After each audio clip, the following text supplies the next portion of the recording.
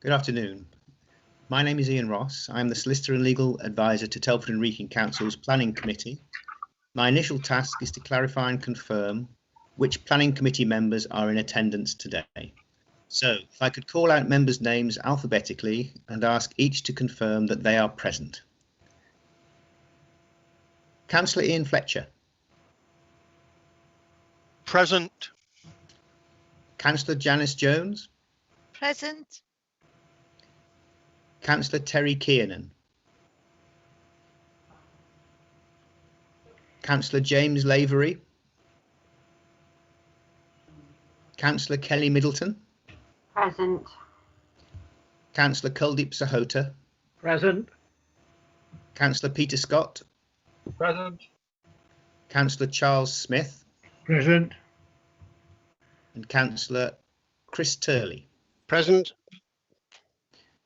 I can confirm, Chair, that the Planning Committee meeting is quorate. Now to assist, I would like to clarify and confirm which Telford and Wrekin Council officers are also in attendance today. Valerie Hume, Service Delivery Manager for Planning. Present. Andrew Gittins, Area Team Planning Manager. Present. Mark Turner, Area Team Planning Manager. Present. I don't think there's any other planning officers present. From the Democratic Services side, Jane Clark, Democratic and Scrutiny Services Officer. Present. Paige Mitchell, Democratic and Scrutiny Services Officer. Present. Thank you very much. Now, I don't think I've missed anybody out, but is Luke, just from a technical perspective, Lucinda Lysett, Drainage Engineer. Present. Thank you very much. May I now hand over to our Chair of Planning Committee, Councillor Charles Smith, to formally open the meeting and welcome everybody to the meeting today. Thank you, Ian. Welcome everybody to the Telford and Wrekin Planning Committee. Due to the current COVID-19 regulations, today's meeting is being held using audio conferencing and is available for the public to listen to via an audio feed on the agenda page of our website or via the Council's YouTube channels. This ensures that all those involved or interested in the planning application can hear how the decisions are made. Only those people who have been notified prior to the meeting are able to speak and will be dialed into the meeting via telephone for the application on which they would like to speak. Members and other participants should only speak when invited to do so. Can everyone ensure that their microphones are mute when not addressing the committee? Anyone disrupting the meeting will be muted or asked to remove from the meeting. Welcome to the meeting. Item 1 on the agenda is apologies. Yes, Chair, we have apologies from Councillor Raj Mehta and Councillor Kuldeep Sahota is subbing at the meeting, and apologies from Councillor Nigel Dugmore and Councillor Terry Kiernan is subbing for Nigel. Is Terry here yet? He appears to be, Chair, yes. But may I just call Councillor Kiernan, are you in attendance?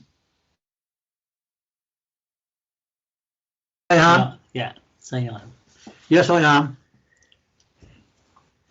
Yes, I am, Charles. I can see you, yes, I can see you, Terry, now. You'll come under Nigel Dugmore's name. That's the apologies, Jane, is it? No other apologies? No. Sorry, we're trying, Chair, Councillor James Lavery, looking at the list, has declined to join the meeting, so it looks like we may have apologies from James. Thank you. Item 2 is declarations of interest. Anybody got any declarations of interest on the item agendas? No, you've had none notified, Jane?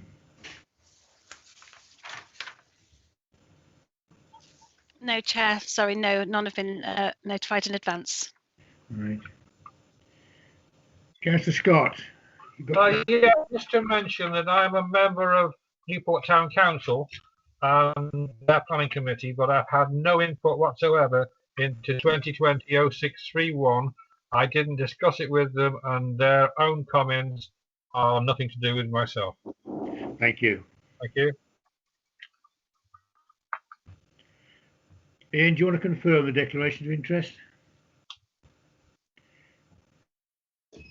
There aren't any. Bar that one. No, Chair, I don't think I need to comment. I'm happy with that. Thank you. Thank you. Thank you, Ian. Item 3, the minutes of the previous meeting. Are there true and correct record? That's on page 3 of the agenda. Yes. You want to do the roll call for that one, Ian, please? Minutes? Chair, Yes? sorry, I did make one correction to the minutes, which is noted. Do you wish me to read it out? Yes, please. Right, it was Councillor C. Turley advised that in respect of planning applications TWC 2020-0347, as he was a member of Greater Dawley Town Council, and planning application TWC 2020-0696, as he was a member of Dawley and Aqueduct Council, that should read Great Dawley Town Council, Chair. Thank you. Can we note that correction? Yeah. Just to clarify, Chair, have we had a proposer and a seconder? I propose it. Peter Scott's proposing. I'll second. Okay, I'll second it. Okay. I shall, Chair, I shall go through the members again to confirm their vote in respect of the minutes. Councillor Ian Fletcher.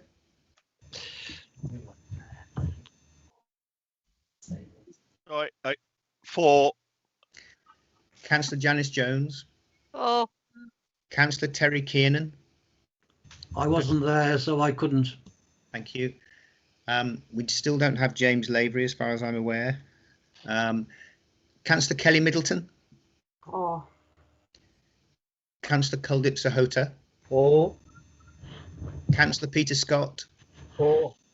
Councillor Charles Smith. 4. Councillor Chris Turley. 4. Thank you very much. Okay, that's agreed then. Thank you. Item 4 is the deferred or withdrawn applications. I've had no notice of any deferments or withdrawals. Is that right, Val? There are none, Chair. Thank you. Item 5, site visits. We've got non-proposed, and with the COVID regulations, it'd be dodgy to have site visits, whatever anybody says, because of social distancing and the fact that COVID is still rampant in the town. There are none proposed by officers, Chair. Thank you, Val. Item 6 then is the planning applications for consideration. I intend to do them on the order they are on the order paper. So the first one, 6A, is on page 13. And this is 2019/0790 outline for up to 5 dwellings at Lightmoor. Reclaim Lightmoor. Do we want to call in the speakers? Thank you, Chair. It's Andy Gittins here. Sorry. So I've got 2 of the speakers, Caroline and Jane, here already. But there's Mr. Clark to come. Chair, I'll just dial them in now for you. Thank you.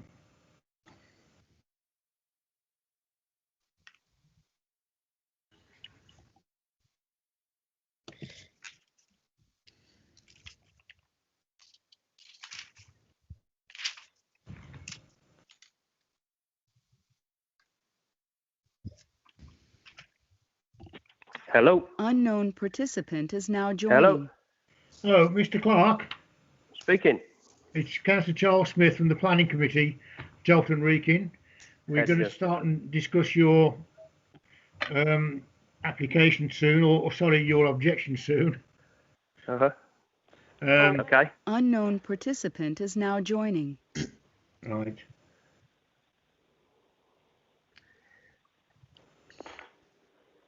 Okay, yeah. So if we get the people in, then we'll do what we do normally. We get the officer to outline the case. Then we ask the speakers, like such as yourself, to speak. But there's two before you, and then the officer comes back, and then we take it from there. Okay. So you'll just give me the basically the nod to start my sort of speech, if you like. We'll give you the nod. We'll give you the nod. Be a couple of minutes yet, though. Chair, okay, no problem. Chair, Ian Ross speaking. Yes, Ian. Can we just confirm that Laura Cannon is attending as well? I think she probably has. Yeah, I'm on the phone. Very good. Thank you. Is it Laura Cannon, is it? Yes, thank you. I chair the meeting. I'm Charles Smith. I chair the meeting. We'll call in at the appropriate time. Okay. Be a couple of minutes yet. Thank you. Right. Andrew, do you want to outline the case? Yes, thank you, Chair. So this is an outline application for the residential development of the site for up to 5 dwellings, with all matters reserved for latter approval. Officer recommendation is for approval. The application has been called in by Councillors Healy and Councillor Greenaway. The proposed dwellings are located to the south of Brickkiln Lane and to the west of One Brook Cottage. The site falls within the Council's Green Network designation, and the area not to be developed is located within Lightmoor, Vane Coppice and Oilhouse Coppice local wildlife site. There have been no objections from statutory consultees, subject to a number of conditions. These relate to ecology, drainage, slope stability and construction environmental management. Documents have been circulated to the members by Mr. Clark, who's an adjoining resident, and Miss Cannon, who's the applicant, and as you've heard, both are here to speak today. In addition, a written update has been circulated by planning officers in response to comments received since publication of the report last week, and I can discuss these after the speakers, at which point, Chair, I'll hand over to you. Thank you. Thank you, Andrew. Can I call in Councillor Healy, please? Carolyn? Got 3 minutes, Carolyn. Okay, thank you, Chair. Members of the committee, I'm asking you to refuse this outline application for the following reasons. The site is adjacent to the Lightmoor Brook, which drains into the Coal Brook, a rapid response catchment where flooding poses a risk to life. For members' information, the Coal Brook is the brook that floods at Dale End in Coalbrookdale, and I'm sure you'll have seen the images of the devastating floods there. The Lightmoor Brook itself is very urbanised and rises quickly when it rains, and the area adjacent to the development site frequently floods, affecting properties on Brickkiln Lane. The site itself is steeply sloping with only a small area of level ground. This is where the development is proposed. This area is quite small, and the density of the development means there is no space for a soakaway type drainage system. And so the only option is for surface water to go into the existing stepped weir. The applicant states that the weir has adequately drained the undeveloped site and would therefore be adequate to drain the 5 dwellings. However, the water leaving the site already contributes to flooding, and therefore the development will continue to contribute to flooding and potentially exacerbate the existing situation both on Brickkiln Bank and further downstream. Even with hydro breaks, which may be overwhelmed in very heavy downpours that we're seeing more frequently, the development does nothing to reduce the existing flooding, and therefore this application contravenes policy ER12. The site is semi-rural and existing houses directly on the lane are in clusters of 1 or 2 properties. Policy BE1 says any development should respect and respond positively to its context, should respect the landscape setting and topography, preserve and reinforce historic street patterns and provide homes that are livable. 5 houses on this site does not meet this criteria. The plan shows 20 parking spaces, but members will note that these are stacked against each other, making them impractical, as one car would need to move to allow another in. So in practice, cars will be parked on the road, and this would restrict visibility of the lane and potentially lead to cars backing up, and could therefore doesn't meet policy C3. I ask members to refuse this application, but should they be minded to approve, I would ask for consideration of outline consent being limited to 1 or 2 units, which would meet policy BE1, provide homes that are more in keeping with the setting, would have adequate garden space as well as usable parking space, reduce the amount of hard surfacing being created, and allow for a drainage system that could better hold back the water therefore helping mitigate flooding in the area and not adding to problems downstream. Lastly, the planning process does seek the views of neighbouring residents. They have overwhelmingly objected this proposal, and I ask the committee to listen to their concerns. Thank you. Thank you, Carolyn. Councillor Jane Greenaway on the adjoining ward.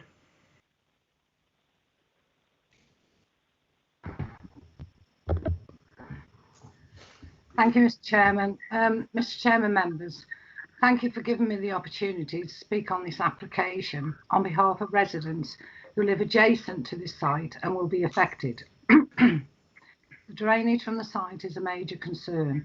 Although the new proposals have highlighted the need to slow the flow of surface water, the attenuation will drain directly into Lightmoor Brook and onto Colbrook Dale, already suffering from severe flooding.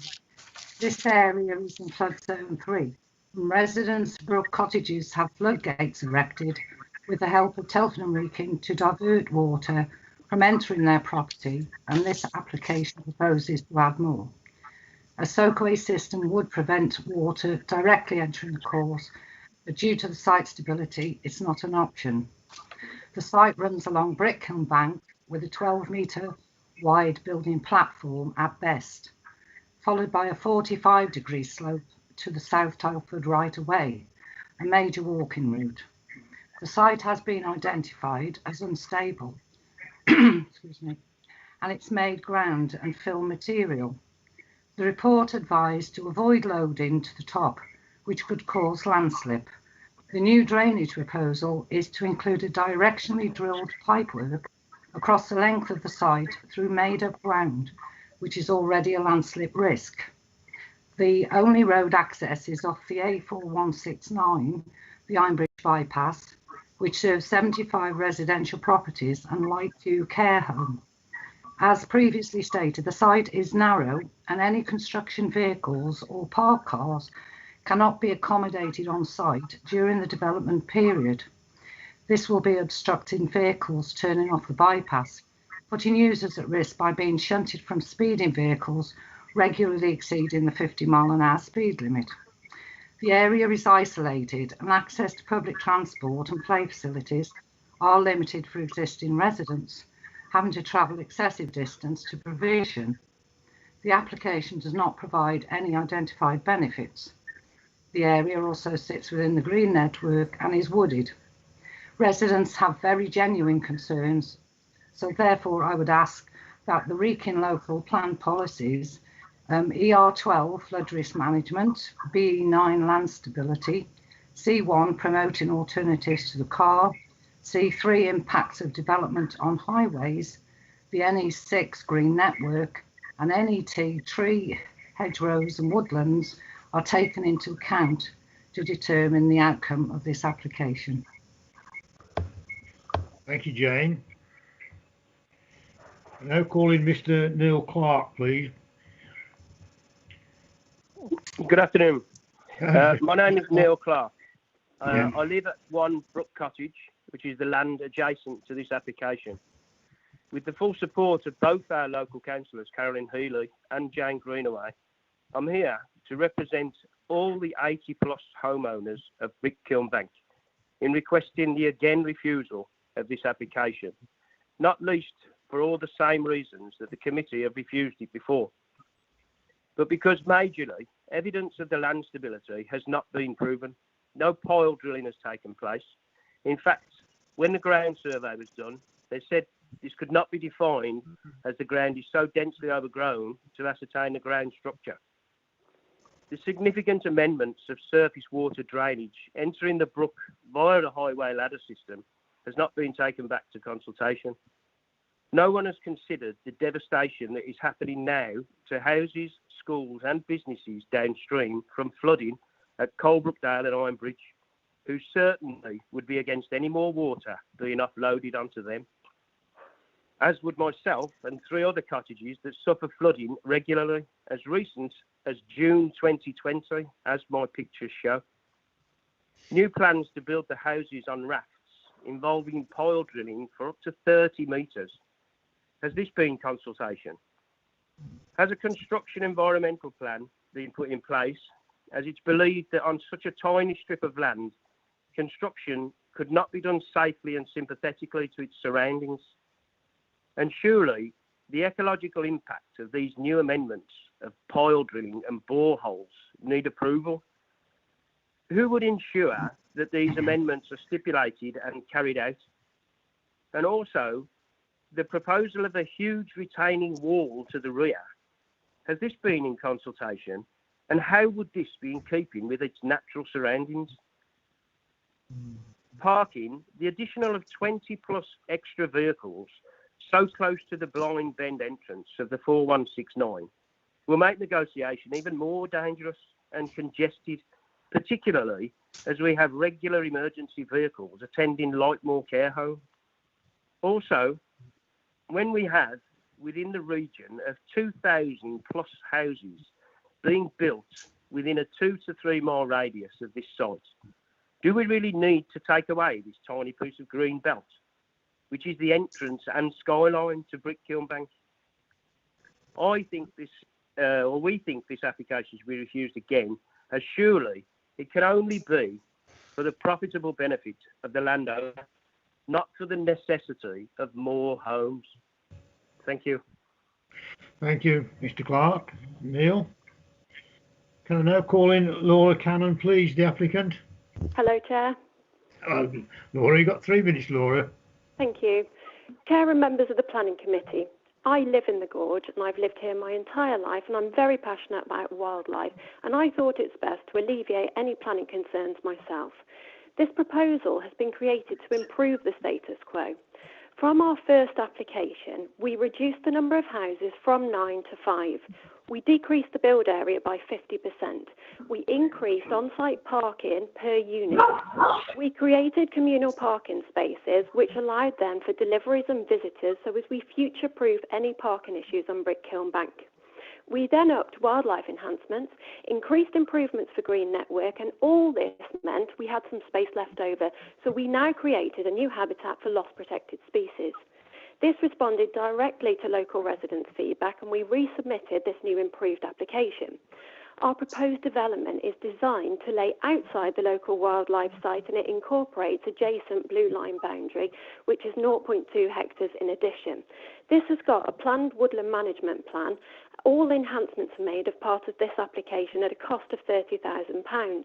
A small patch of the local wildlife site lies within the red line boundary, and it is proposed as part of the reptile conservation area. Green Network is designed to improve species, enhance habitat, build ecological value, protect and maintain land, as well as enhance footpaths and cycleways. Now, to keep things topical, we've proposed our very own 4-tier system. A new reptile conservation area, planting hedgerow, a woodland management plan, and walkway enhancements which will improve access. So we believe that our design not only offsets adverse effects of the development, but it also delivers on significant improvements. Currently, excess water from this site flows into the brook. This creates a boggy footpath before entering the watercourse. Drainage specialists designed the surface water strategy. This was using a topographical survey to confirm that this site can practically be improved. An independent principal design engineer and a flood drainage specialist confirmed that we can slow the water on the site from entering the brook down to 1 litre per second. This considers climate change.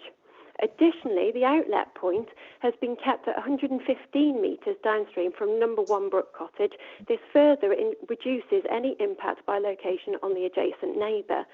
I quote Telford Wrekin, who described this strategy in a flood area as a betterment. My proposed development is designed within the lower gradient of the site, and I'd just like to touch on a point that Councillor Greenaway made when she said it's 12 metres at best the depth of the site. It starts at the same gradient as number 1 Brook Cottage and gradually moves up along with Brickkiln Bank. It is 20 metres. I've just measured it on the plan. A precedence has been set with the adjacent Linden Homes housing estate. This was successfully built on, and it's this exact land. Former Tippin of Spoil site, it was contaminated land, and it was built at considerable elevation to Brickkiln Bank. So we've used their successful development as a template. So now this all comes down to choice. I appreciate no one wants a development in their backyard, and I understand that Telford has 18,000 homes to build over the next 10 years. And according to the local plan, there is a presumption in favour of a sustainable development. Laura, can you wind up now, please? Yeah, I've got just 2 seconds. Decontamination is one of the most sustainable approaches a developer can make. I know the councillors want you to ignore the site's history, but just because it's been renamed Green Network doesn't remove contamination. So it is about choice. Do you want to clean up this site or leave it contaminated? Thanks for your time. Thank you, Laura. Thank you. Right, we're now back with the committee then. And Andrew Gittins, the officer, to reply to those speakers. Yes, thank you, Chair. I'll discuss, if I may, the issues raised, including ecology, slope stability, drainage, the construction environmental management plan and parking. Starting with ecology, the scheme proposes mitigation for the loss of the green network in the form of appropriate management for a 20-year period of the local wildlife site, which is to the west, that's the woodland area, and the provision and management of a reptile mitigation area, a walkway to the path adjoining the local wildlife site, and the planting of 200 linear metres of native hedgerow. It's on this basis that officers have been able to conclude that the loss of the area of green network to developments is considered acceptable, and that's not a decision that we take lightly. In respect of slope stability, from a coal mining perspective, the reports acknowledge that the site is likely to be affected by shallow mine workings.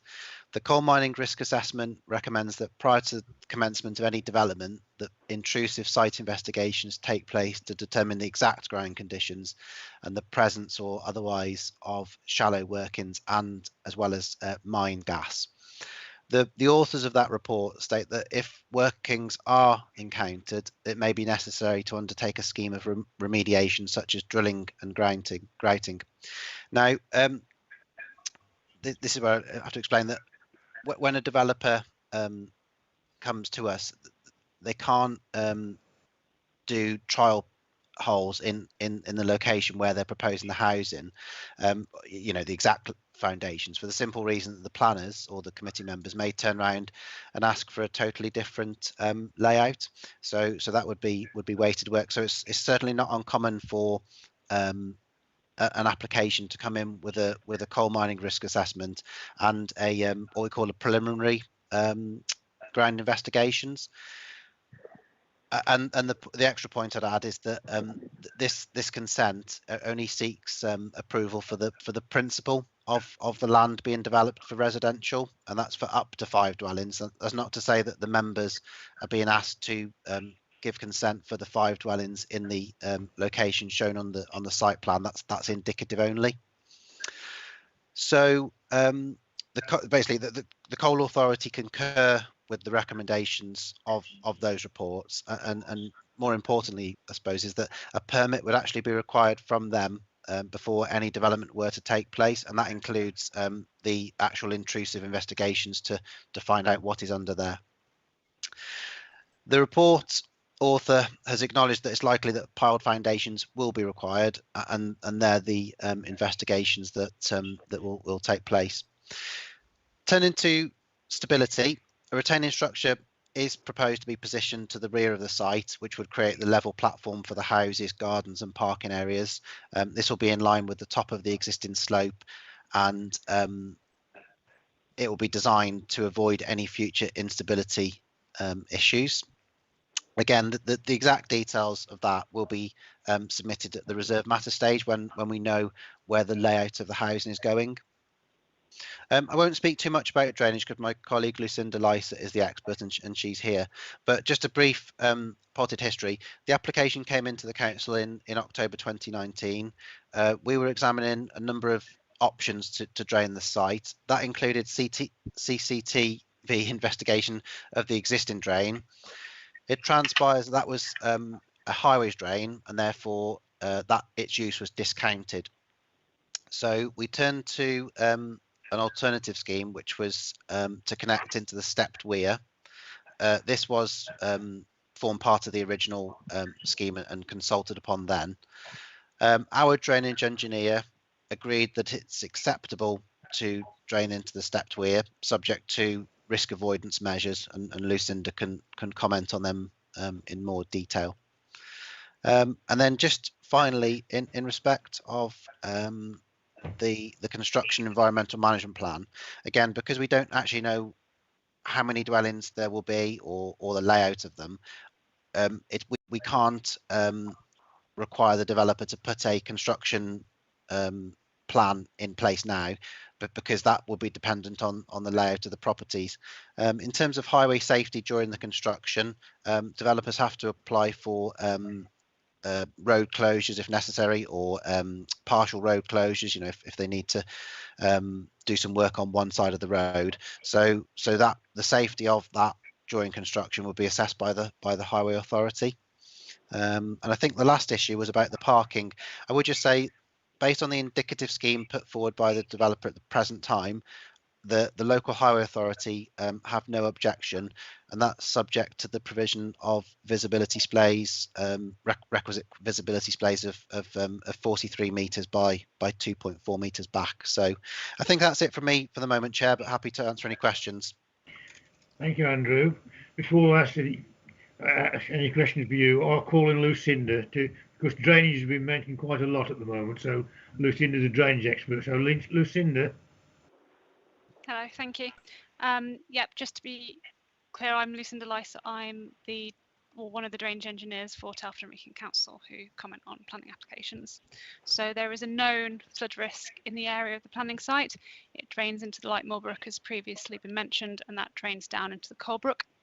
It's a designated rapid response catchment, and in addition to this rapid response risk, there's been a known history of flooding around the Brickhiln Bank area.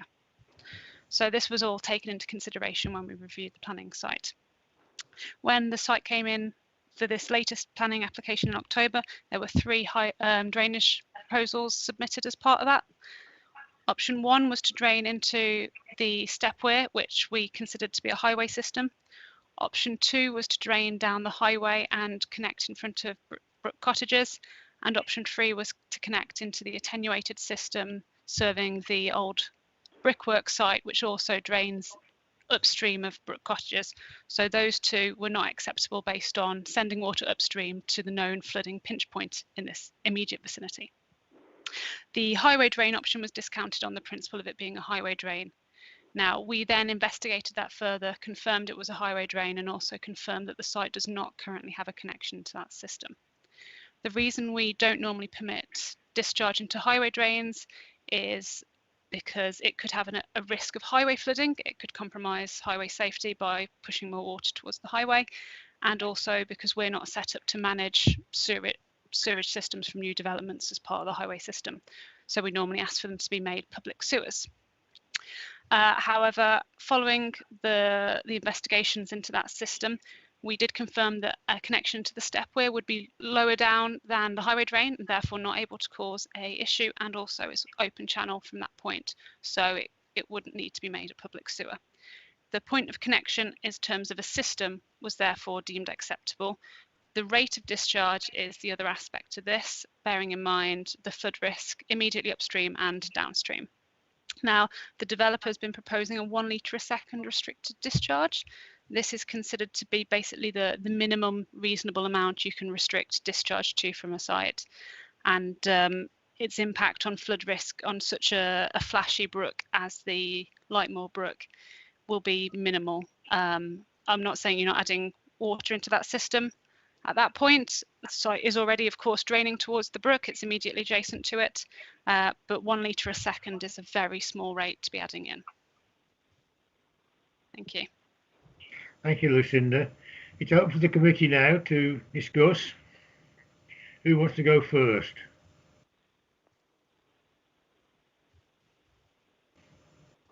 Councillor Scott. Thank you, Chair. Yeah, I did go and have a look at this because I was concerned about what I was reading in the application.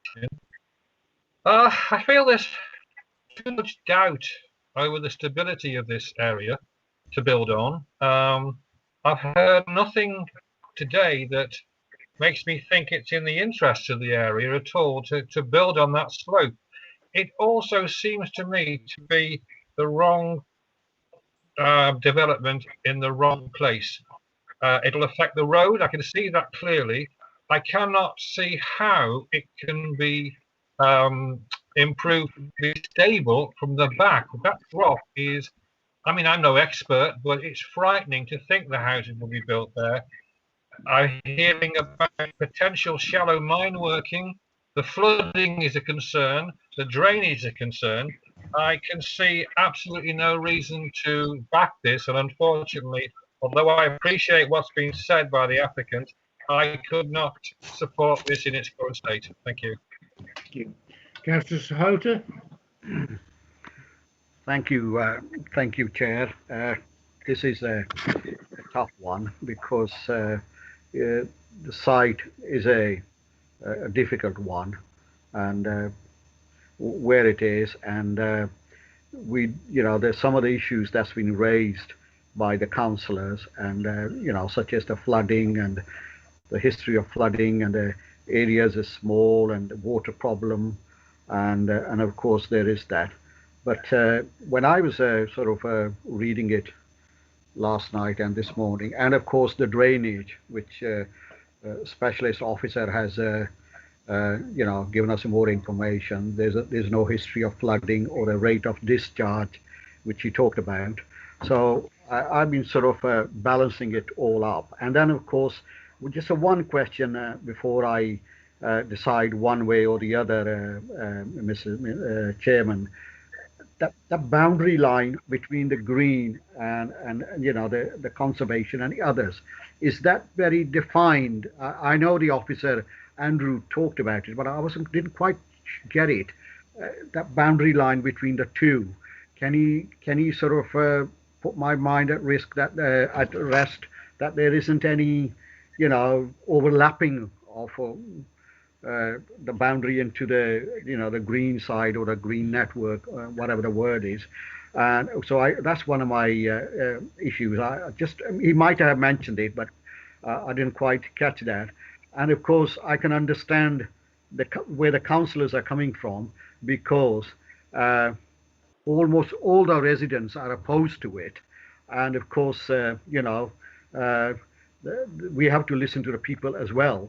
But then before I decide, which way I'm, going to go and balance it all up, can the officer, Mr. Chairman, there isn't any overlapping of this green network or anything, or the conservation, whatever the word is. Thank you. Andrew, can you answer that question? Yeah, no pressure from Councillor Sahota. Yeah, I'm going to share the site location plan, if I may, first. Okay. The document that that Miss Cannon produced, actually, which was circulated to members, is quite useful in this respect as well. But I'll do the so this is the site location plan. So can everybody see that? Yeah. Yeah. So to the left hand side where the houses are proposed, that is green network, and then where this hedge is, where my cursor is, to the right hand side, that's the local wildlife site. So none of the proposed housing is encroaching into the local wildlife site, but just to be clear, the whole site, where and including where the houses are to be built, is within the green network designation. So that's where the officers have balanced the benefits of the scheme, which are the long-term management of the local wildlife site, the provision of the 20 linear meters of native hedgerow, the footpath, and the new tabernaculum, which is this semicircular shape on the plan where my cursor is. In fact, I think there's two of them. So I hope that clarifies. Where the houses are going is on the green network, but officers consider that the benefits outweigh the loss of the green network, but none of the local wildlife site is being built on. Thank you for clarifying that, Andrew. Okay, cool. If you yes, yeah, that's fine. That's my case. Move on, Charles. Councillor Fletcher.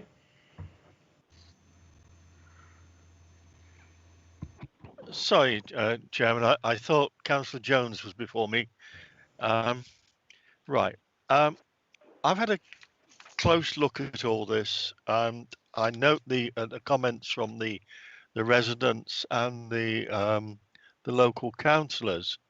But having a careful read of the report, the drainage, the proposed drainage, is actually going to only produce a surface water flow of 1 litre per second, where the normal field will already be producing 5 litres per second. So there's going to be a reduction on of water from this site going into the brook. So I think the drainage problems from this site is actually going to make it better for those down rather than make it worse. The other thing that I had concern about is the traffic on the road. I know when they did the development across the way of the houses and the nursing home, there were a lot of concerns about traffic on this bit of road, but the highway engineers looked at it extremely carefully and decided that it wasn't going to be a problem. So 5 houses additional, I think, is not going to be that much of a problem. The only thing I think we need to consider is the possibility of parking on this section of Brickkiln Bank.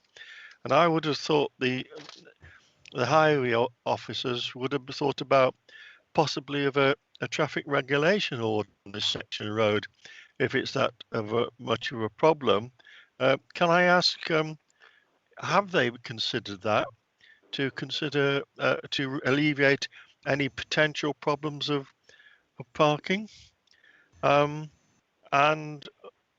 you know, from looking at all the conditions, because don't forget this is an outline, and it may not even go forward, because once they start doing the side things and the checking and everything, it may find it's not viable.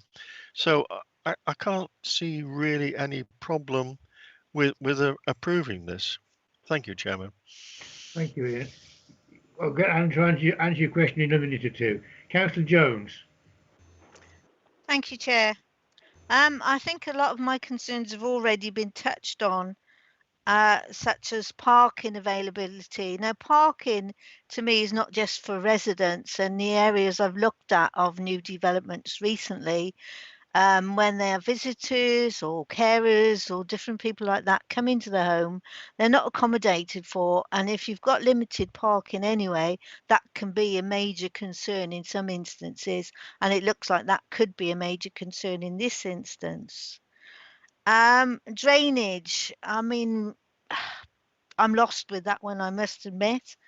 I don't see how you can reduce your capacity. I mean, that would need to be explained to me a little bit more than it is at the moment. To 1 litre on the assessment, how can that be reduced? I'd like a little bit more information on that one. And also, too many developments, I think, are being proposed for this particular area. Obviously, I've got concerns about drainage, parking, and about the amount of developments. Perhaps there should be a proposal for, I know it's already been reassessed, but I'm not sure on the developments, considering you don't really have adequate parking or the road access to that area. Thank you. Thank you, Janice. Yeah, question you answered in a minute by Andrew Gittins. Councillor Middleton. Kelly. Chair. It was just a quick one about the parking. Councillor Healy mentioned it earlier. How the parking's going to work. Then you've got 4 spaces all facing each other. How people are going to get in and out, looking on that map, I don't quite understand either, which was raised, how that's going to work. And I agree with Janice about the concern she has, to be fair. Thank you, Kelly. Chris Turley. Thank you, Chair. I'd have my concerns about this application, and at first I thought, but what we're having here is granting outline, and then there will be said site investigations, if it's obviously if it gets approved, which may has been mentioned, may result in no, we can't actually build here. But the other thing, the approval is only up to. If the site investigations prove positive, then we might only end up with 3. So it's a bit of, but I believe it will, so if it is approved, will reverse matters come back to the committee, so we will know the outcome of the state of the land and all other things, and obviously further results, reference, drainage, etc. Thank you, Chris. Andrew, do you want to answer all those points, please? Yeah, thank you, Chair. I'll start with the easiest one first. Yeah, certainly the reserve matters can come back into committee. Obviously, the local councillors, Councillor Healy and Councillor Greenaway, will have the right to call in the reserve matters anyway. But yeah, we can we can put a note on the file to that effect. Turning to the drainage, Lou will probably not thank me for this, but in terms of at the minute, the water just falls on the site and it goes into the ground. Some of it's absorbed by the trees, and then it goes into the brook at an average of 5 litres per second. That's not to say this site discharges at 5 litres per second. That's an average greenfield rate for the whole of Telford. Obviously, some land is more sandy, so it drains quicker. Some's heavily clay, so there's a lot of surface water discharge.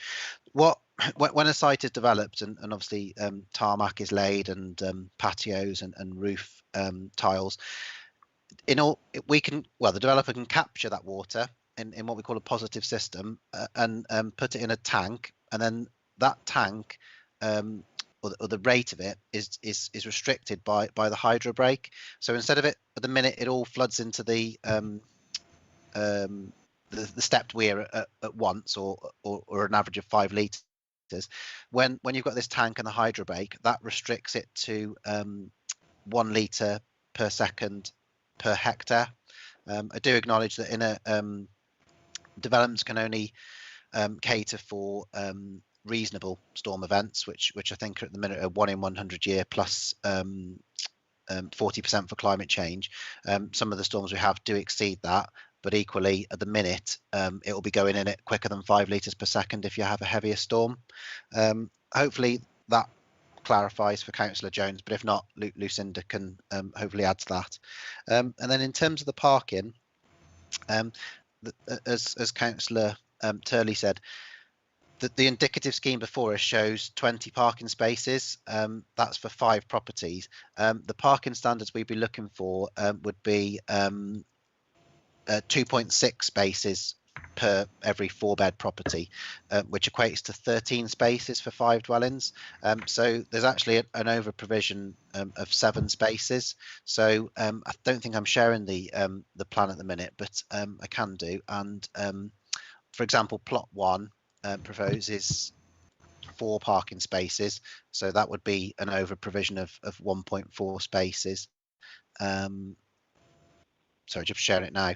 Plot 2 has 3 spaces, so an over provision of 0.4 a space. Obviously, appreciate that a fraction of a space doesn't add up. That's where you get the visitor spacing. And then likewise, plots 3, 4, and 5 each have 3 spaces, so the over provision. And then you've got parking spaces 1, 18, 19, and 20, which are to the sides of the developments, which are effectively for visitor space parking. So hopefully that answers everything, Chair, but again, happy to answer any more questions. Thank you, Andrew. Any further points from the committee? Any? Councillor, sorry, Ian Ross, you want to make comment? No, thank you, Chair. Just make a. I just wonder whether anyone else wants to speak, but just generally, my advice has to be, and I think you've all heard this before, is that in the light of advice from your technical advisors, it is difficult for members to sustain any reasons for refusal that counter what the technical advice that's been given. So I just feel that needs to be mentioned here. You've had very specific technical advice from Lucinda, as has been summarised by Andy, and you've also had the clear advice from Andy that conditions in these circumstances, stability issues are addressed by the robust conditions that the council imposes in these circumstances. That's all I thought I might need to mention, Chair, so I have. Thank you. Thank you, Ian. Councillor Dugmore, but it's Terry Kiernan, you wish to speak. You're muted, Terry. Take yourself off mute so we can hear you. How's that, Charles? I can hear you now. We can all hear you now, yes. Okay. Yes, I'd just like to say a few things, Charles. In fact, I'd like to see this piece of land preserved, actually, as part of the green network. I think the need of 5 houses in this green location is really not required, to be honest with you. I was going to discuss the fact of the drainage, etc., but I think the engineer there has put that right. But as I said, I think this should stay as it is. Well, it should be green network, and we should preserve it and extend the wildlife, etc., in that particular area. And it's quite obvious that the residents, when you've got an 80-odd residents going against this application, and you've got the full support of your local councillors, I've got to I'm speaking against this application anyway. Thank you, Terry. Any other comments from the committee? Bear in mind what Ian Ross said about the detailed advice we've been given. Councillor Sahota. Yes, thank you, Mr. Chairman.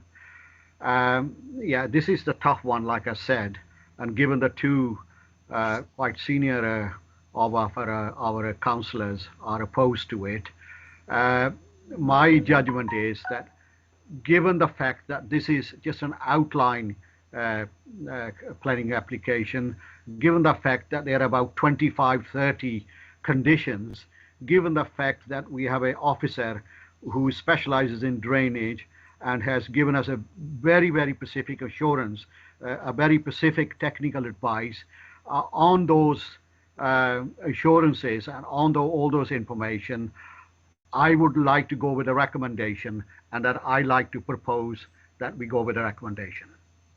Is there a seconder for that recommendation, for that proposal? I'm moving it. I know you're moving it. Is there a seconder for that motion? Sorry, yes, Chair. Who's that? Councillor Turley, Chair. Councillor. Okay, Councillor Turley. You didn't go up, Chris. Right, it's been moved and seconded. Can we go to the vote then, Ian? Yes, Chair. I'll go through again in the usual way.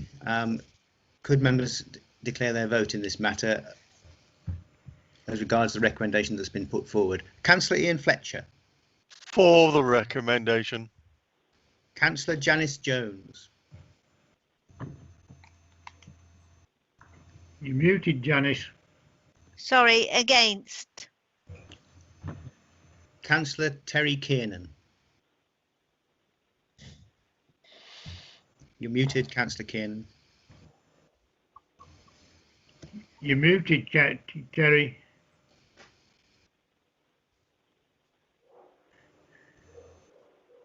Come on, Nigel, show him how to do it. I've got it done. It's done. Against, Charles. Are you for or against, Terry? Against. Against. Councillor Kelly Middleton. For.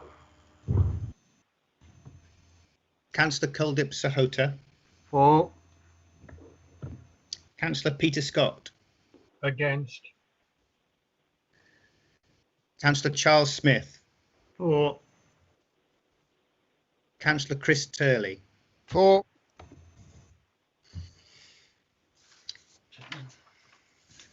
Jane? Are you there, Jane?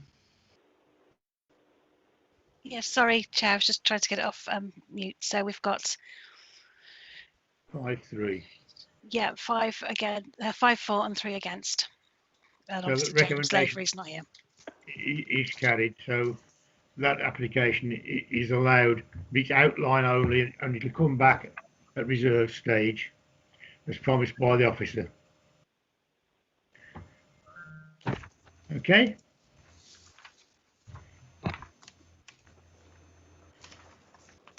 Unknown participant is now exiting. Unknown participant is now exiting. Right. We now go to item 6B, which is Fortin Road, Newport, and it's the 2020-0631, on page 31. Thank you, Chair. Before we move, Jim Nelson is with us, is he? So, yes, Chair. And John Strowger, we need going to be coming in. I'll just call in Mr. Strowger now. Thank you.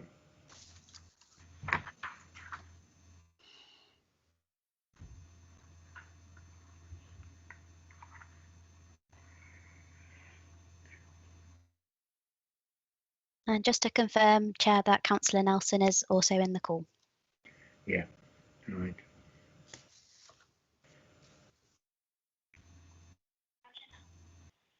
Unknown participant is now joining. Hello, yeah. Mr. Strowger. Yes. Councillor Charles I can Smith. hardly hear you. You just let me put it on speakerphone. Are you okay now? Hello. It's Councillor Charles Smith. I'm calling you from the Planning Committee. Yes. If you hang on for a few minutes, we will call you in to speak in a minute or two. Okay, then. I'll keep on the phone, yeah. Thank you. Hello, yeah. Right. Mark, Yes. you're moving this. That's correct, Chair. So, by means of introduction, this application before committee seeks full planning permission for the erection of a pair of bungalows on the site of a former bungalow at 60 Fortin Road in Newport. The pair of bungalows would be accessed directly from Fortin Road itself using a shared access point with parking and private amenity space provided for both plots. The application has been subject to a series of amendments in submission, predominantly to reduce the scale of the bungalows, and following this has been subject to a further period of public consultation. During the consideration of the application, the local planning authority has been made aware regarding a land ownership dispute, and whilst the local planning authority is aware of concerns in this respect, land ownership and disputes of this nature are not material planning considerations for which either the local planning authority or members of this committee can take account of or become involved in, and for which any interested party would need to take this matter up separately and independently outside of the planning process. Thank you, Chair. Thank you, Mark. Tim Nelson, have you wish to speak? Yes, please, Mr. Chairman. You've got 3 minutes then, Tim. Thank you very much, Mr. Chairman. Mr. Chairman, in particular, and committee, may I thank you for allowing us to bring this application to yourselves for determination. It's quite unusual for Newport infill sites such as this to be green carded. Newport's MADE neighbourhood plan states in policy H2 that in the design of new development, important trees, hedgerows, and woodlands will be protected. Please can you review the site plans dated November 2020 in this context. The statement on the site plans, point B, which says clarification about hedgerows added, I'm afraid does not clarify, it obscures. The hedge referred to is between the site and number 62A. It is mature and predominantly holly. The committee will know holly is a very slow growing tree. The hedge will have been there a long time. We know urban hedges are taking over from rural hedges as havens for wildlife. Please can you ensure that all the hedge is protected?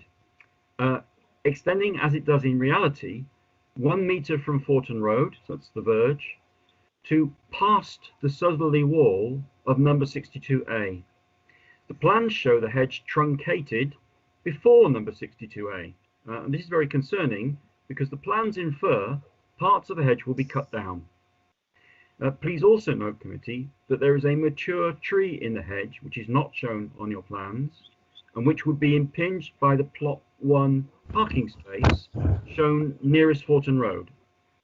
This tree must also be protected. The officer has referred to boundary disputes. The committee will know that scale and massing are proportional to the confines of a site, and therefore the definition of the exact confines on drawings on a small site are key, and the plans before you are contradictory. The location plan shows a straight line between the site and number 62A from Forton Road to the southeast corner of 62A. The site plans show a dogleg at the southwest corner of 62A. Both plans cannot be right.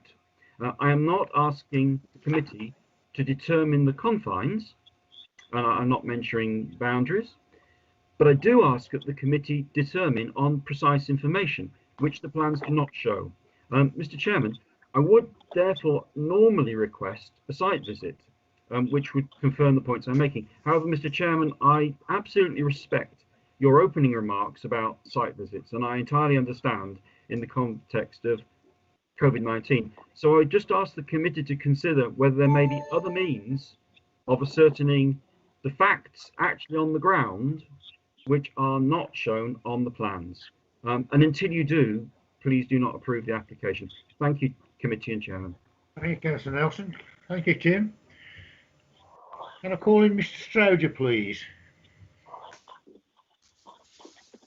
Yes, hello, good evening. Yeah, hello. Mr. Strowger, you've got 3 minutes, Mr. Strowger. Okay, yeah, okay. Thank you, Chairman and the committee. My name, as you just said, is John Strowger. We live at 62A Forton Road. We've lived here for 32 years, and which is the adjoining land to the planned application. We have maintained these established hedges and fences between 60 and 62A for 30 years. We are concerned that some key notes on the application documents are not actually what is drawn, and hence do not present an accurate picture to the committee. For instance, the note on the site plan states the hedge is retained and protected during construction.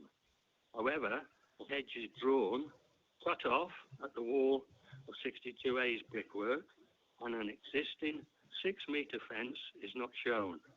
The hedge is actually 2 metres longer than shown, as demonstrated in the photograph that we've provided you with.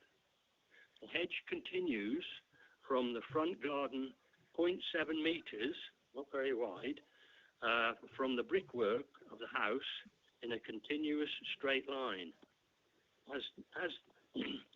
Also, there is a gas pipe on the outside wall which supplies gas to a fire in our lounge. This is also shown on the photograph. 2 well-established trees which form part of the hedge have not been shown on the application. Features like this should be preserved in keeping with the neighbourhood, wildlife and environment.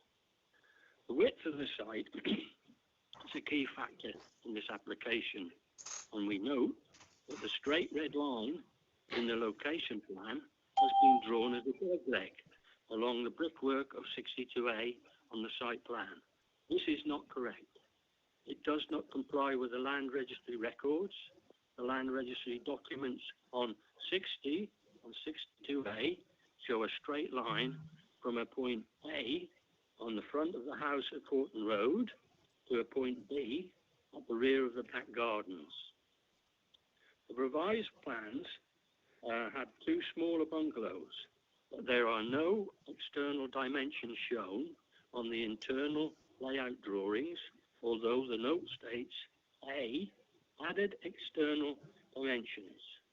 These dimensions are needed to determine how the two bungalows and drainage fit onto the amenity space to give a clear picture of the overall appearance of the site. We ask that the committee determines this revised application on more precise, accurate information, which this current application does not provide. We now have the problem that under COVID you are ruling out actual visits, but we do request a site visit to further the committee's understanding of all the issues before you make a decision. Thank you for your time. Thank you, Mr. Stroger. Did you actually get the photograph, can I ask? Or? Yes, we got the photographs, thank you. Yeah, if you can see that, it explains a multitude of things which photographs usually do. But we can't determine on boundary disputes. That's an entirely different matter, that is, boundary disputes. Yeah, but with the hedge and the boundary are the same sort of thing. Yeah, it is, but if you're arguing about where the boundary should be, that is for developers and yourselves to argue out outside the. We can't do that on planning. Yeah, we can only decide on planning issues. Yeah, yeah. The hedge is here. The hedge is in existence. Yeah. Yeah, okay. Councillor Peter Scott. Yeah, thank you, Chair. As you know, I did ask about a site visit a couple of weeks back, and I do respect what you say about COVID. I understand that.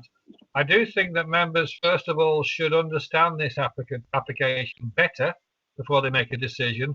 But crucially, I think I do appreciate what you say about disputes not being a planning consideration, but I think this particular dispute must be settled before this planning committee can make a decision on the plan itself, because if it is passed today, I think it would disadvantage Mr. Strowger, who just spoke. It would disadvantage him in any legal attempt he has. At the moment, they're both applicant and the resident are operating on a separate, a similar framework. So it really, I feel that we must defer this until that dispute is settled. I mean, I have no problem with the actual application. We've lost you. You've lost me. Hang on then. I'll just, if I take that off, can you hear me now? Got you now, yes. Right, lovely. Where did I get to that you heard me? We went till the music started. Sorry?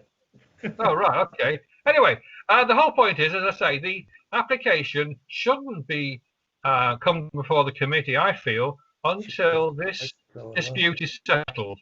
And it disadvantages the resident if the applicant gets planning now. He'll have it far easier to be able to ride roughshod over the difficulties of this dispute.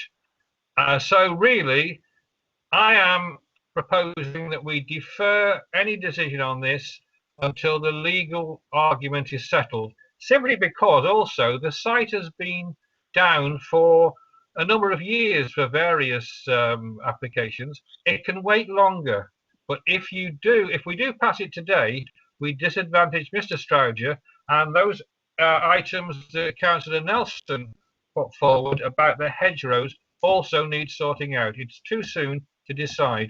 Thank you. Thank you, Councillor Scott. Ian Ross wants to give us some legal advice. It's more of a comment to support the comments that Mark made earlier on, that the land ownership isn't a material consideration. If there are land ownership issues that need to be resolved at a later stage, that is something that to enable the development to take place, if members are minded to approve it. That is for the landowners to resolve.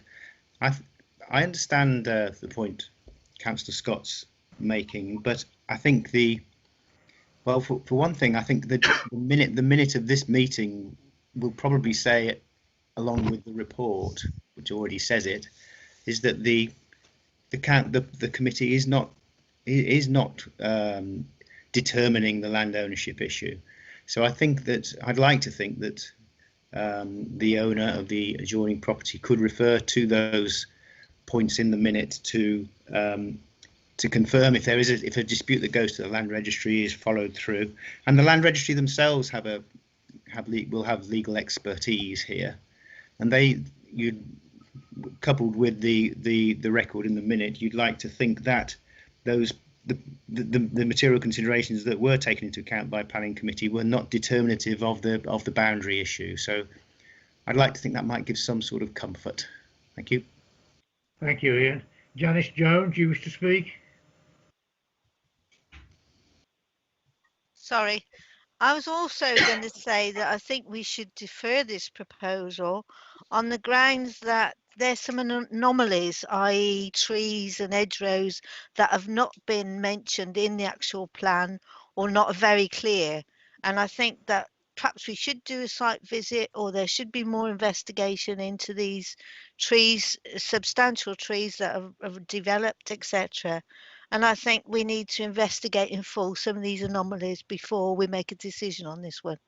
I agree. Councillor Fletcher?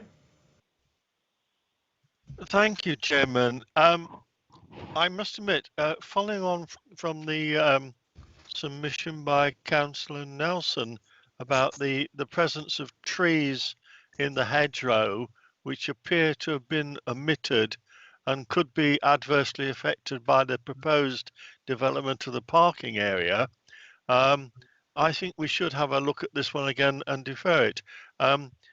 As you are most likely aware, that the current and new proposed MPPF does talk about absolute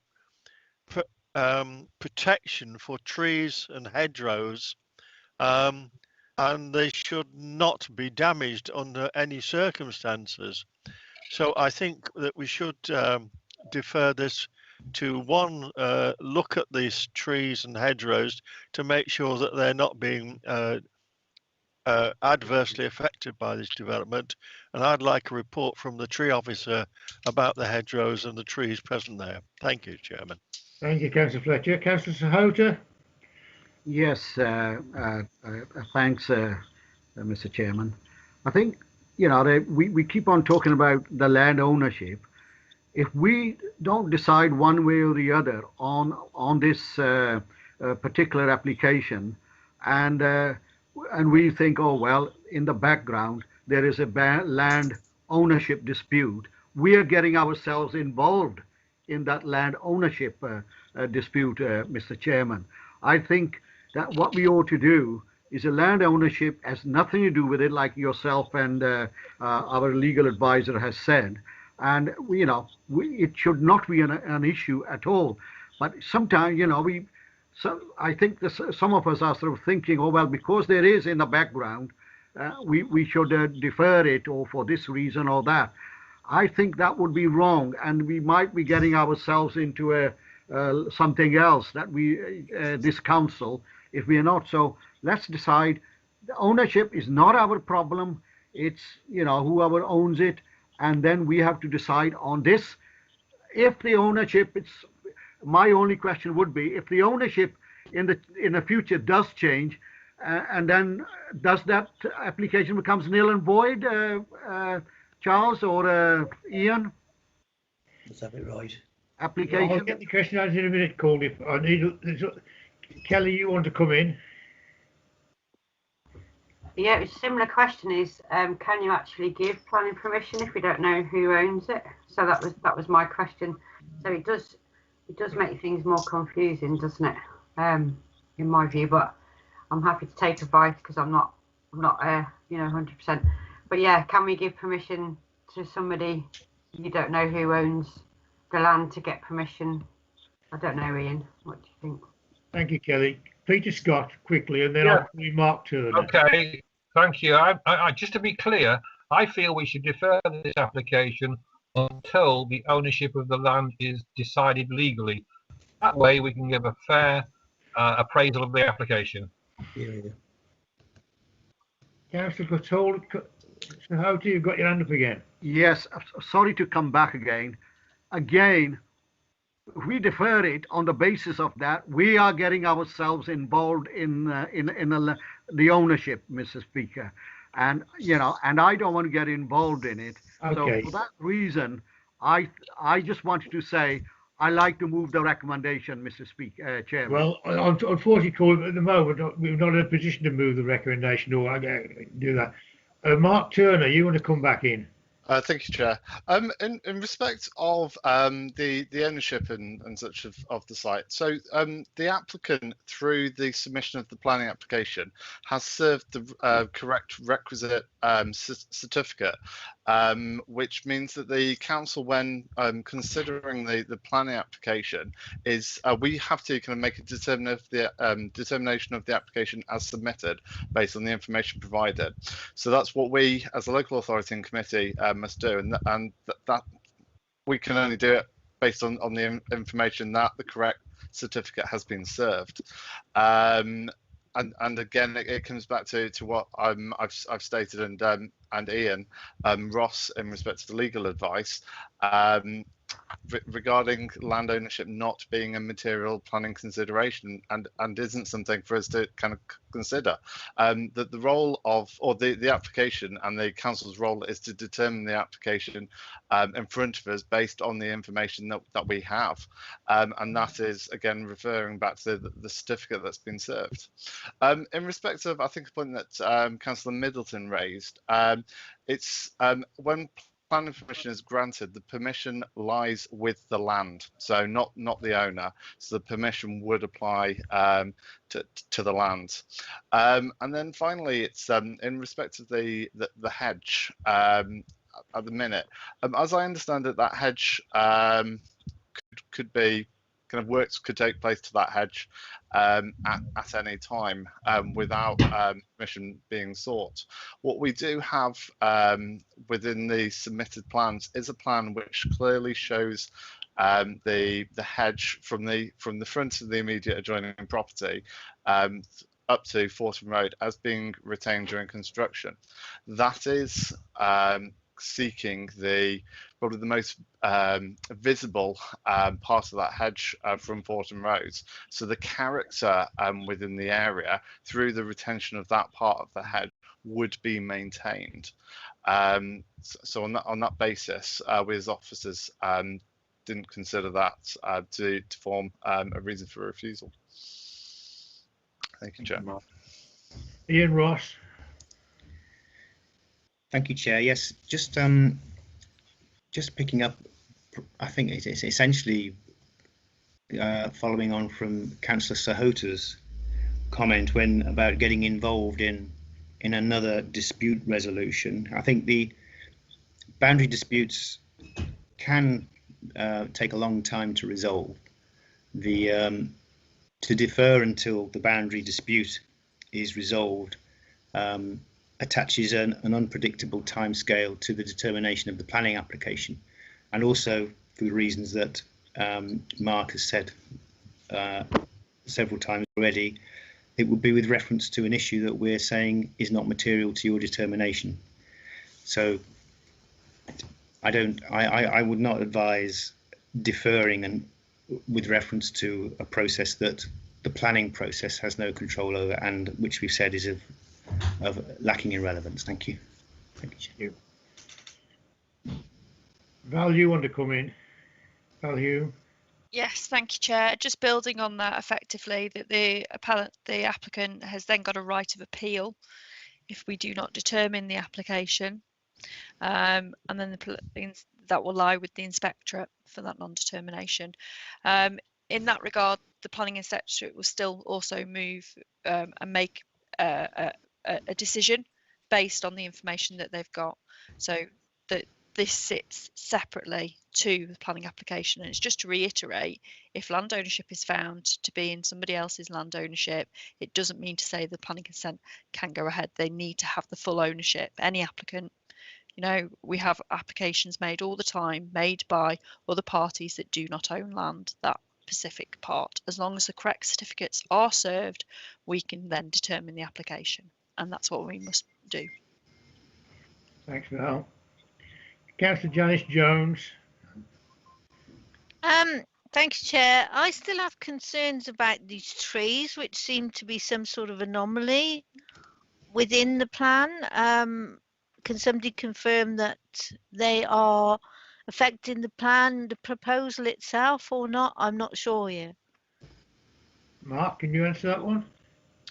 In terms of trees along that kind of hedgerow, from my understanding, those trees kind of almost form part of that hedgerow.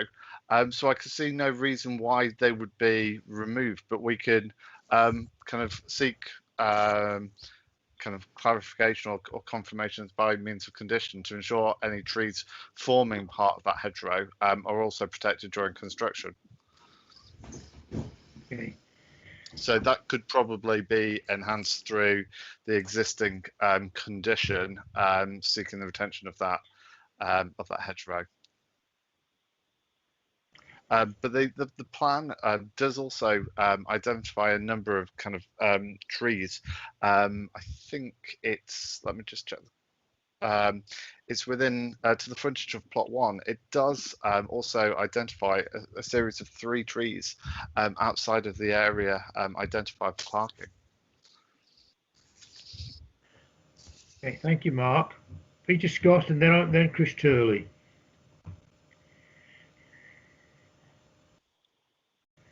No, Chair, I've got nothing else to say. Thank you. Chris Turley? Yeah, thank you, Chair. I think we need to go to page 37, 861, which basically clarifies some of the points raised by Councillor Shahota.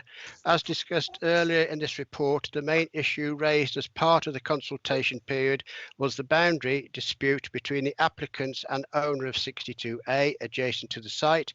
As land ownership is not a material planning consideration, it is not the role of the local planning authority to determine who owns the land in question. The dispute over land ownership cannot therefore be cited as a reason for refusal, and land ownership disputes would be a civil matter between the parties involved. Therefore, we should not even be considering it. That's my view, sorry. Any further comments? Because I think we've had a fair debate on this, and quite clearly we can't determine land issues, who owns what. The law doesn't allow us that. We've got to do what the plan application, or the plans in front of us. The separation of the buildings is actually mentioned in the report. The distances, the parking spaces are more than adequate, three per property. And there is a meeting land at the back of them. And Hota actually moved the recommendation. Is there a seconder for the recommendation? Nobody? Chris Turley's... Yeah, I second, Chair. Seconding that. Ian Ross, do you want to do the roll call, please? Yes, Chair, thank you. I'll ask for members to confirm which way they would like to vote regarding this recommendation in the usual order. Councillor Ian Fletcher. Against. Councillor Janice Jones. For. Councillor Terry Kiernan. You're all right. Go. No, just say. Against. Councillor Kelly Middleton. For. Councillor Kuldip Sahota. For. Councillor Peter Scott. Against. Councillor Charles Smith. For. Councillor Chris Turley. For. You there, Jane? Yeah, sorry, Chair. There are 5 for and 3 against. Thank you. That recommendation is allowed and carried. The development is allowed. Unknown participant is now exiting. Right.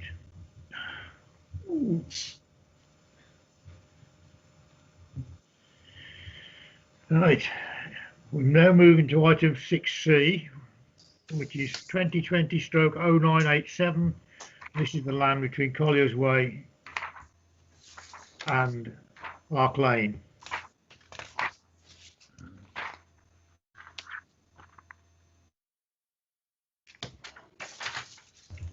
And Mark Boylan is going to be speaking with this one, and also the agent from the builder. Mark, are you there?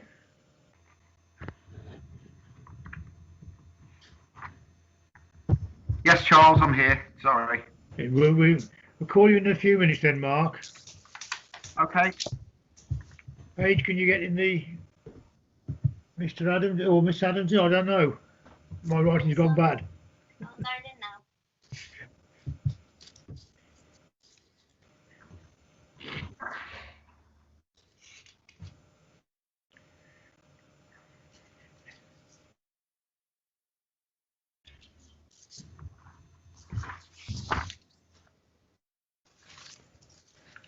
Chairman.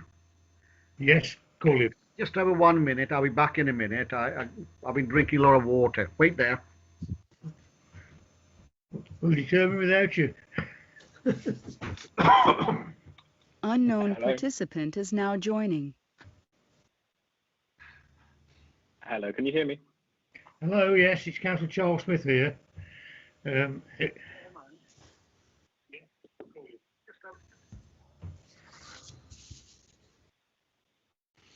Unknown participant is now exiting. That would it.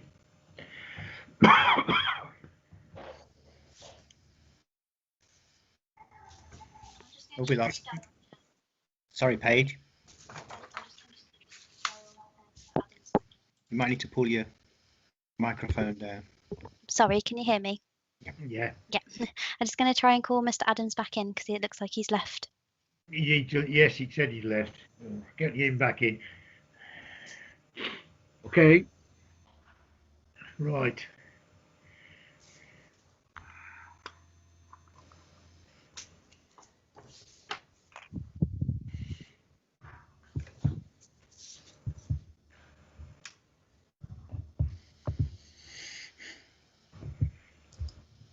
Unknown Hello, can you hear participant me? is now joining.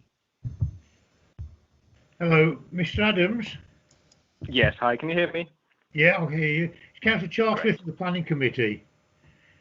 We're going to determine your application in a few seconds, few minutes.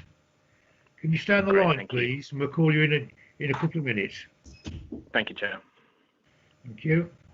Right, Andrew. Yes, thank you, Chair. So this is a full application for 88 dwellings of a mix of 2, 3 and 4 bed properties. So on the allocated housing site, H12 in the local plan between Collier's Way and Park Lane at Old Park in Telford. The application is before members. It's been called in by Councillor Mark Bolan, who's here to speak today, and it's subject to a Section 106 agreement to secure contributions. Officer recommendation is for approval. Thank you, Chair. Yep. Mark, do you want to come in now, please, for 3 minutes?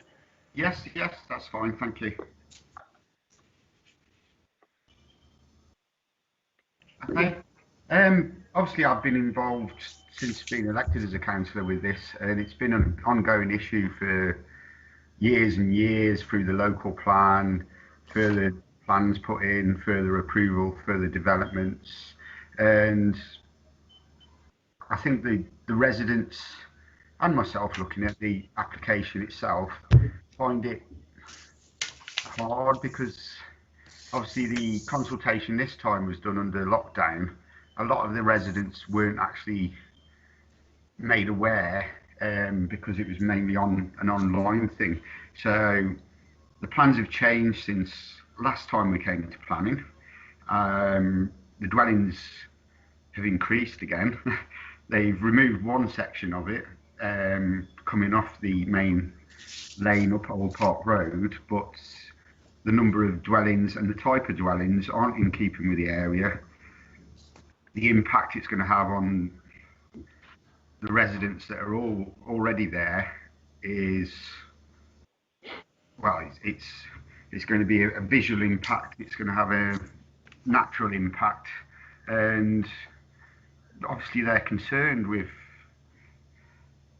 what's going in there now, and they feel hard done by, which rightly so, because of the volume of dwellings from the local plan through to the next planning stage, coming in front of planning again, and then this is all changed, and obviously they're not happy with it. They're not happy with the layout, what's going in, and it's not in keeping with the area.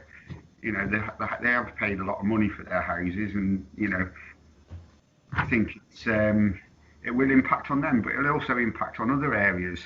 The traffic from the Rock, the traffic from the Wrekin Housing Trust itself, which is already a concern. We've had the speed cameras out there, we've had the traffic monitoring out there. It's, you know, it's good. It is. I know there's a need for development, but I don't think this is the right development for the area. And I know it's not. You've got the NIMBY thing where it's not in my backyard, but it's not that's not the concern here. It's the volume of properties going in, and it is going to have a big impact on all the surrounding area as well as the housing trust. So obviously, I'm not agreeing with this, and I haven't throughout the whole process, and that's why I've brought in from the planning again today. And I would ask members that they don't approve this, and we take more time over it and look at it again. So that's that, Charles. Thank you. Thank you, Mark. Can I call in Mr. Adams, please? Mr. Adams, are you there? Yes, thank you, Chair. Got 3 minutes, Good afternoon. Adams. Thank you. Good afternoon. Hopefully everyone can hear me clearly. I'm Matthew Adams, Chartered Architect, who's been working on the proposals. I'm pleased to speak today on behalf of the applicant, the Wrekin Housing Group. The Wrekin Housing Group are a registered provider of social housing, working with local communities across Telford to provide affordable family homes. The proposed development at Old Park represents an important part of the group's plans for investment in new housing. The proposed development will provide 88 affordable new homes in the centre of Telford. The site is allocated for residential use in the adopted local plan and already has outline planning consent for 82 new homes. The submitted proposals demonstrate how the development can be accommodated in accordance with local planning policy, meeting the required internal space standards for new homes, exceeding the minimum outdoor amenity space expected by the council, policy compliant parking provision, and achieving appropriate separation between buildings, ensuring the privacy of nearby properties is protected. All vehicles will access the site from Collier's Way with no increased traffic along Park Lane. Thoughtful consideration of the housing design creates an approachable contemporary appearance, incorporating robust construction details to ensure the quality and longevity of the development. The layout is designed to include active street frontages, looking out across Collier's Way and west over the retained open space, contributing to the sense of place created by the development, together with variations in the materials and appearance of the houses throughout the design. In preparing the proposals and in response to consultation with the Council's planning consultees, the applicant has submitted extensive information to satisfy the technical queries and design matters, including those related to legacy colliery workings, retention of existing tree screening to Park Lane, planting and landscape design, ecology enhancement across the site, drainage and highway matters, as queried by the Parish Council and local residents. The Council's own specialist consultants have advised that the submitted technical information satisfies the requirements of the Council in these regards and support the proposals subject to the planning conditions as set out in the officer's report. We've worked hard with the local authority to ensure appropriate arrangements in order to protect the privacy and amenity of neighbouring residents during construction. These arrangements would be secured by planning condition. Approval of the application will require significant financial contributions to be paid by the applicant and secured by a Section 106 agreement, with contributions for highways, including a traffic management scheme on Collier's Way, primary and secondary education, children's play and recreation. Current times have shown us the importance of our homes like never before. With the continuing shortage of affordable housing in the borough, these proposals will deliver much needed homes and support the delivery of local plan housing objectives. We hope the committee will make the right decision in supporting the recommendation of their officers to approve planning consent to provide these much needed family homes. Thank you. Thank you, Mr. Adams. Andrew, do you want to come back? Yes, thank you, Chair. Just a couple of things to add to that. So the site has historically been allocated for housing and benefits from consent under the New Towns Act, as well as an extant outline planning for 82 dwellings. The scheme, as we've heard, seeks to deliver 88 affordable rental dwellings at a density of 26 dwellings per hectare. The scheme includes the provision of 4 two-bed bungalows, which are exceed the minimum building regulations. They're category 2. That's equivalent to the old Lifetime's home standards. The scheme has been supported by a suite of technical documents, including coal mining risk assessment, ground investigations, drainage, ecology, and tree reports, which address all technical issues, including those posed by the site's former use as an open cast coal mine. The application has been submitted with a full construction environmental management plan, drainage, highways, ecology, and landscaping details, avoiding the need for any pre-commencement conditions. The scheme's fully nationally described space standard compliant. Each dwelling has a minimum of 2 parking spaces, with some of the 4-bed units having more. That meets the local plan parking standards. The designs have been amended, adding gables, varied roof pitches, and the provision of brick walling in prominent locations, providing a good design quality. As such, this sustainable policy compliance scheme is recommended for approval, subject to a Section 106 agreement to secure all contributions sought. Thank you, Chair. Thank you, Andrew. Over to the committee. Any questions, any moving? Councillor Janice Jones. Thank you, Chair. I do have concerns about the points made about consultation in this area. I don't know how wide we have had consultation with residents within the area. I'd like a bit more information on that before making a decision. Andrew, can you answer that? Yeah, sorry, Chair. I know we've received 16 objections. I'm just looking on the file to see how many letters we sent out. With it being a major development, we. Sorry, it's a bit of feedback there, Chair.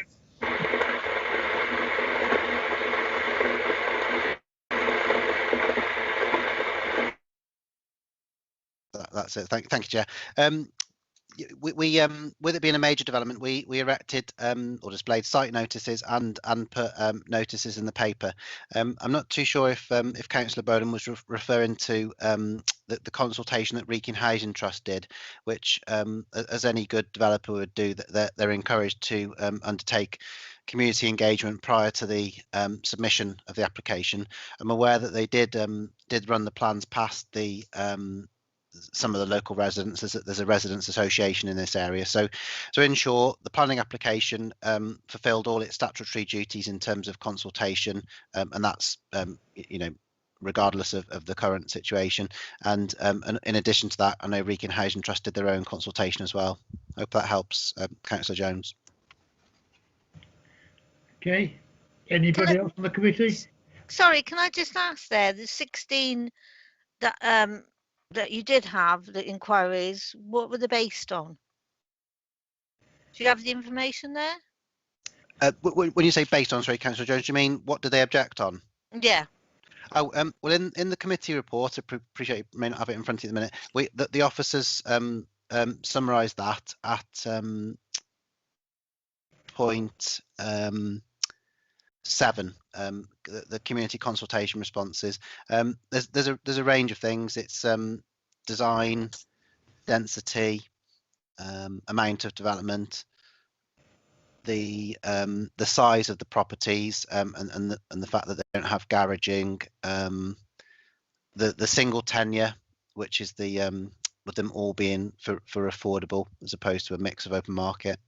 The provision of dwellings to the east of the attenuation pond, which I can actually share a plan. Sorry, I know this was circulated in the pack, but it sometimes helps to have it in front of you as well. Just 2 seconds while it loads. That will hopefully be it. So they were is that shared? Yeah. Yeah. So that they're the dwellings to the east of the attenuation pond. But again, that's addressed within the report, and the dwellings far exceed the minimum separation distances between a boundary and a proposed dwelling, and between the two properties themselves as well. There was an objection to the footpath, which my cursor's just running over at the minute from the development into Park Lane on safety grounds. Comments about the retention of the tree belt, which are these two here. The scheme retains the majority of these. There's a small section of trees coming out here, but they're of very low value, and that's mitigated for through additional planting. The impact on wildlife, children's play. The decision by officers was made not to cite a play area on this site due to the proximity of a play area in Bell Pit Road, which is over towards the left of the plan, which I'm referring to. That's 0.3 of a mile away. And then concerns over the last two, well, that's three, sorry. One was surface water drainage.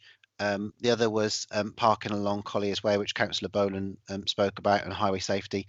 And the safety of the dwellings, given the use, its former use as an open cast coal mine. So I think that's a well, hopefully a fair summary, Councillor Jones. Okay, thanks, Andrew.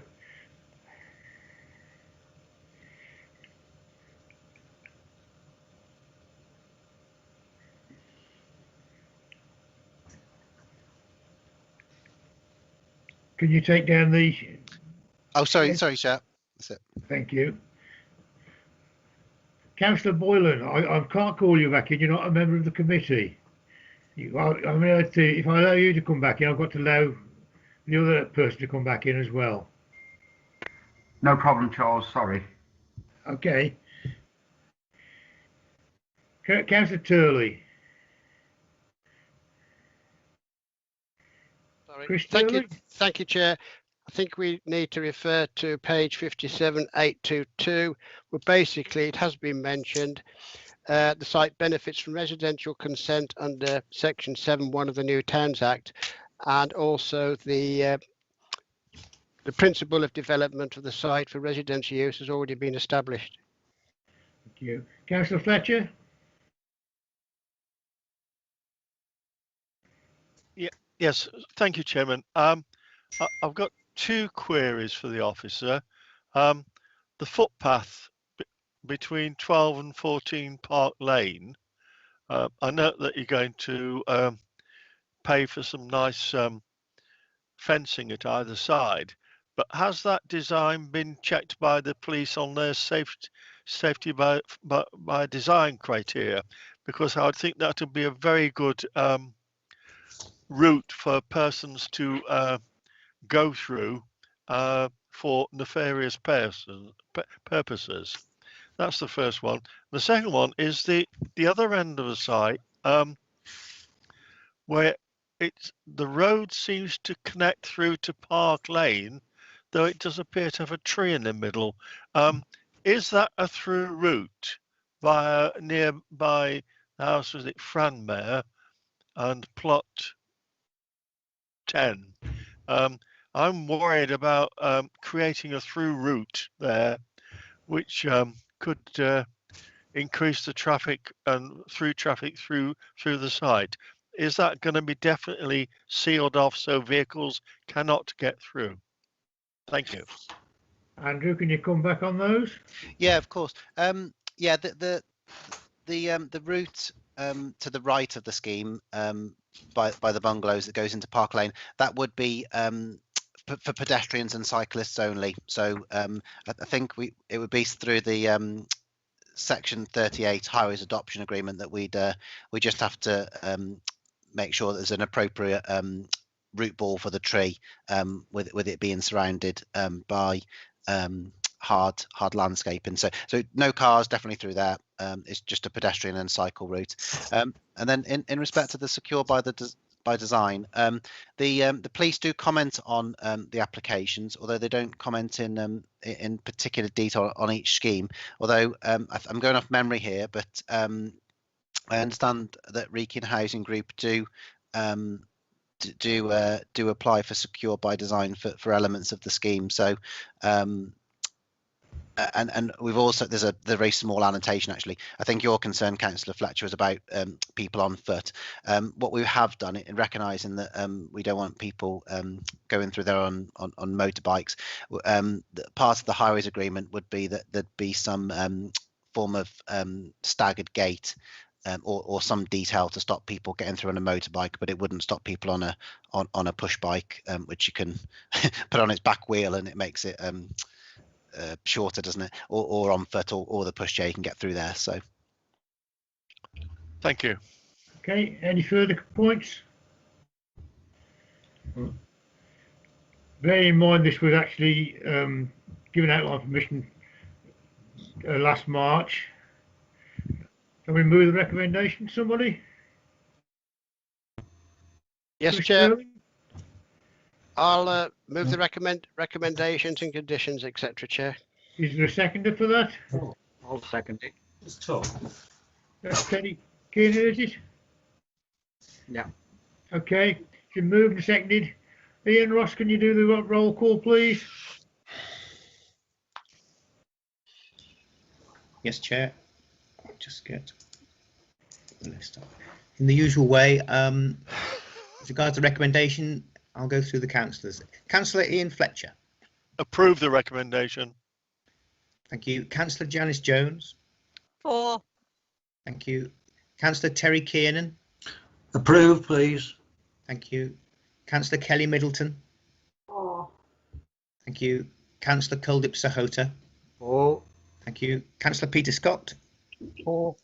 Thank you. Councillor Charles Smith. 4. Thank you. Councillor Chris Turley. 4. Thank you. Jane? Unanimous. Yeah. Yeah, that is a unanimous decision. Yeah, sorry. Thank you. That allows that application then. Unknown participant is now exiting. It's been a long afternoon. Yeah. And I think we need to Chairman. Councillor Fletcher. Yes, Chairman. I noticed that our next meeting, which may occur on the 3rd of March, is going to look at the Ironbridge development there on the power station site. Is it possible for members to be supplied with link to the appropriate documentation so we can start studying it now, because it's a very large site and there's a lot for us to go through. I personally like going through everything and reading it all, and other members might help, but could I possibly ask through you to the officers that they do supply us with an early link so we can start reading, ready for that decision if appropriate? Thank you. Fine officers are listening to that, Ian. But we have to bear in mind, of course, the power station is actually in the Shropshire Council area. Yeah. So we could probably only advise, but Val will advise on that one. Val? Thank you, Chair. Yes, it's a cross-boundary application, so both authorities will be considering, or are in the process of considering it. We had aimed to bring it to you on the 3rd of March and bringing in an extraordinary committee to do that. However, I'm afraid that we're not in a position yet to determine. So that one will be postponed and we'll put another date in specifically. But I am aware that it's a very big application that you will want to go through. So hence why we're asking for just one committee meeting just to do with that on its own, and you're not having to look at anything else. I will by all means forward over a link so you can start looking through the planning application as is, but as I said, we're still not at that point to determine. When we are looking at the determination though, it is a cross-boundary application, and Shropshire hold the majority of the site. Our committee will be before Shropshire's committee, so that's just in terms of how it's being programmed into this. Thank you, Val. Councillor Houghton. Yep, thank you. Yeah, well, I am a sub on here. I'm only called in when somebody's busy. But I hazard to think that if something's wrong with my computer, how can I get on it? Perhaps you can ask our IT department to make sure all the members on the plan board have their computers and Zoom or whatever it is working. I mean, so poor old Kian wouldn't have to run around somewhere else. Okay. Okay. Can the plan officer take note of that, please? You know, ICT ask them to actually do what's been requested. Thanks, Val. Are there any other points? No, Chair. No, right. Thank you for the long afternoon. I'll put the kettle on. Bye now. Bye. Thank you, Chair.